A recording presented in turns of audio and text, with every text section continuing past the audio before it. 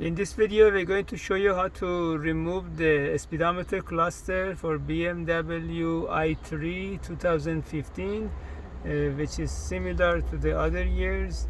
The tools that you need is the Torx screwdriver size T27 and plus this dashboard removal tool. The removal is very simple. The first thing you do, you pop up the cover in the back of the cluster.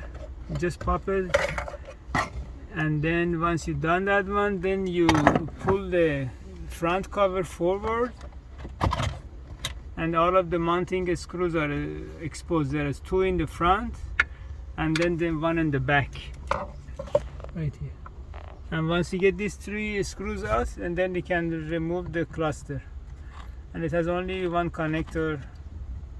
And if you need any repair for this cluster, you can send it to High Tech Electronic Services in Van Nuys, California, 818-785-8085.